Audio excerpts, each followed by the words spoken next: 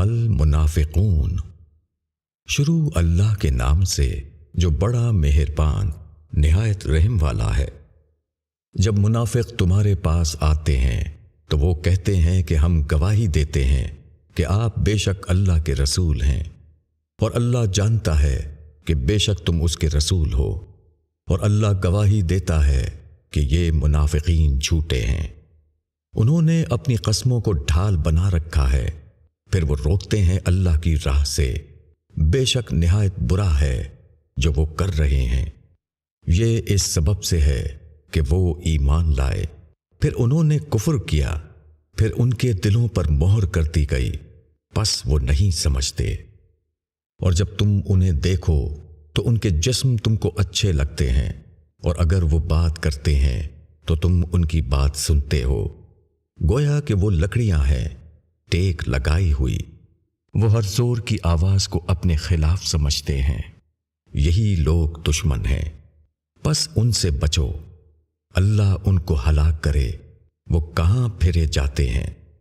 اور جب ان سے کہا جاتا ہے کہ آؤ اللہ کا رسول تمہارے لیے استغفار کرے، تو وہ اپنا سر پھیر لیتے ہیں، اور تم ان کو دیکھو گے کہ وہ تکبر کرتے ہوئے بے رخی کرتے ہیں۔ ان کے لیے یکساں ہے، تم ان کے لیے مغفرت کی دعا کرو یا مغفرت کی دعا نہ کرو، اللہ ہرگز ان کو معاف نہ کرے گا۔ اللہ نافرمان لوگوں کو ہدایت نہیں دیتا۔ یہی ہیں جو کہتے ہیں کہ جو لوگ رسول اللہ کے پاس ہیں ان پر خرچ مت کرو یہاں تک کہ وہ منتشر ہو جائیں، اور آسمانوں اور زمین کے خزانے اللہ ہی کے ہیں، لیکن منافقین نہیں سمجھتے۔ وہ کہتے ہیں کہ اگر ہم مدینہ لوٹے تو عزت والا وہاں سے ذلت والے کو نکال دے گا، حالانکہ عزت اللہ کے لیے اور اس کے رسول کے لیے اور مومنین کے لیے ہے، مگر منافقین نہیں جانتے۔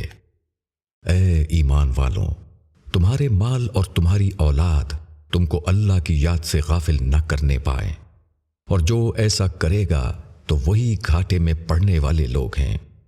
اور ہم نے جو کچھ تم کو دیا ہے اس میں سے خرچ کرو، اس سے پہلے کہ تم میں سے کسی کی موت آ جائے، پھر وہ کہے کہ اے میرے رب، تو نے مجھے کچھ اور مہلت کیوں نہ دی کہ میں صدقہ کرتا اور نیک لوگوں میں شامل ہو جاتا۔ اور اللہ ہرگز کسی جان کو مہلت نہیں دیتا جبکہ اس کی میعاد آ جائے، اور اللہ جانتا ہے جو کچھ تم کرتے ہو۔